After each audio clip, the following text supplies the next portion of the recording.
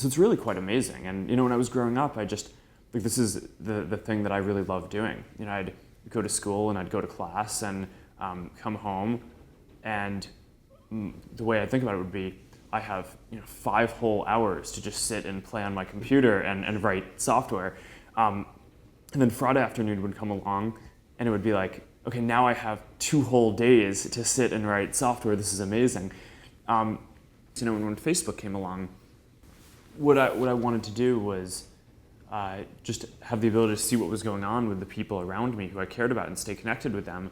But it's impossible to build an application that lets you do that unless other people are also using the application. So that was kind of among the first set of things that I built that were really specifically for other people to use as well.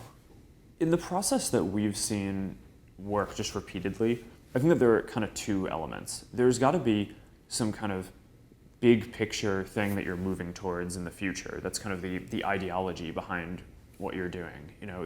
We think that social networks should be platforms.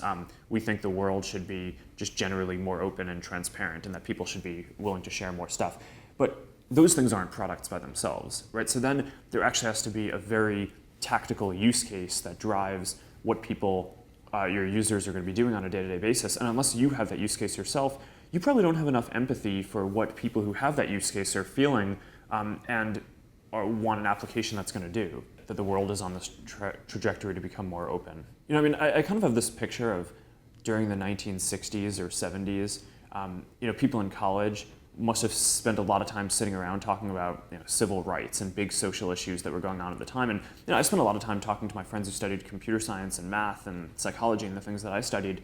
And the things that we talked about were how the internet was just changing society so profoundly because now there was so much more information available. Going back to the time when the first browsers were available, it seemed like almost every year the amount of information that was available was increasing exponentially. And that you can kind of plot out a trajectory for this to continue happening into the future with technology that's imminently on the horizon. Inevitably, almost everyone is going to have a mobile phone. You could say that's already almost true, but they're going to keep on getting better and better.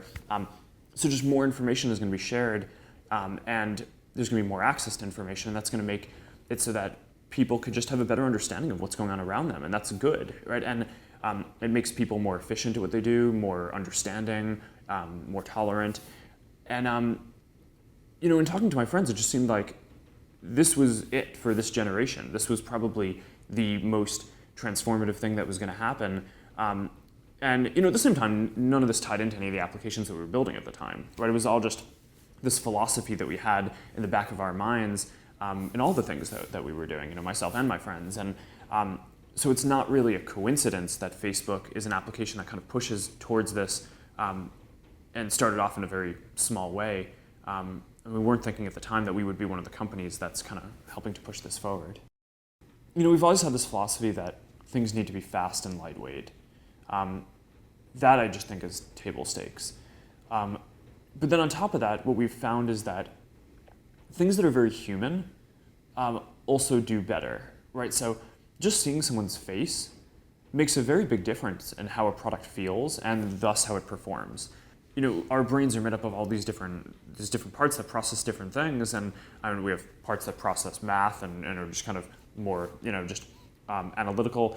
But there are whole parts of the brain that are meaningful, that are just for processing people's faces and understanding, just really small gestures, in terms of how people are shaping their eyes or different emotions that they're conveying.